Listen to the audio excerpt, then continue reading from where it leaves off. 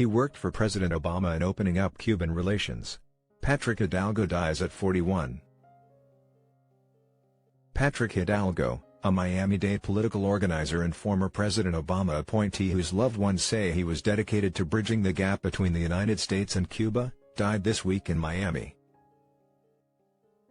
He was 41. His sister said on Facebook he died of heart failure. Hidalgo first visited Cuba with his brother as a junior at Belen Jesuit Preparatory School. Hidalgo's family came from Cuba and is related to Miami Mayor Francis Suarez. Years later, Hidalgo, working in the White House under Barack Obama, would play a role in crafting the president's policy of re-engaging with Cuba, his family and friends say. He was deeply committed to the social justice teachings of the church and was never afraid to speak truth to power, whether it was in the White House in the Oval Office or if it was in the church or it was on the streets, said Feliz Gordo, who knew Hidalgo from their days at Belen and also worked at the White House. Hidalgo died Monday, 2 days after speaking at an Elizabeth Warren campaign event in Miami. Patrick is not just my brother, he was also my best friend, his brother, Manny Hidalgo, said by phone as he sobbed. It feels like I lost a big part of me. Patrick Hidalgo was the youngest of 5 children in a large Cuban family. He's the nephew of Miami-Dade Commissioner Xavier Suarez and the cousin of the current Miami mayor.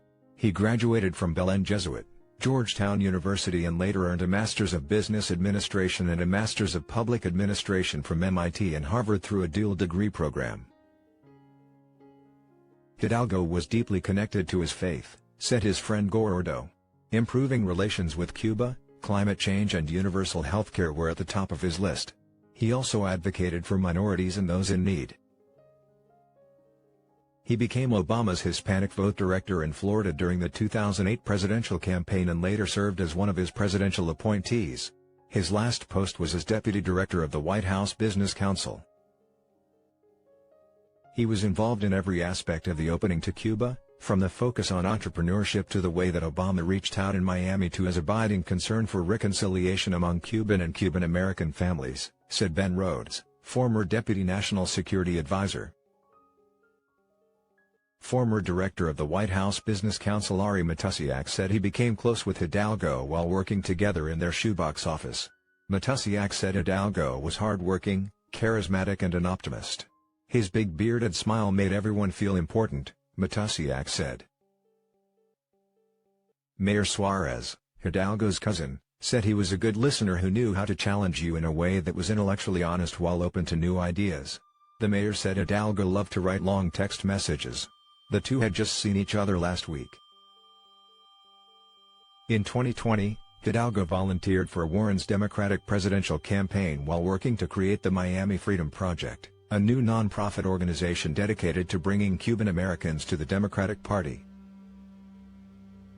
Those who knew Hidalgo say he was funny, sometimes mischievous and always full of life. He was strong, tall and had a booming laugh. He was dulce to his father and was an ultimate idealist who wanted to change the world, according to his family. Hidalgo was also spiritual. On Sunday, he was at a prayer group, just hours before his death. The world lost a real champion of peace, a champion of change, and we owe it to him and to ourselves to pick up the torch and advance the causes that Patrick believed in so deeply, his brother said. Hidalgo is survived by his father and siblings. His wake will be at 6 p.m. Friday at Bernardo Garcia Funeral Homes, 12050 Southwest 117th Avenue. A mass will be at noon Saturday at Manresa Retreat House, 12190 SW 56th. Saint burial will follow at Our Lady of Mercy Cemetery, 11411 Northwest 25th Street, Doral.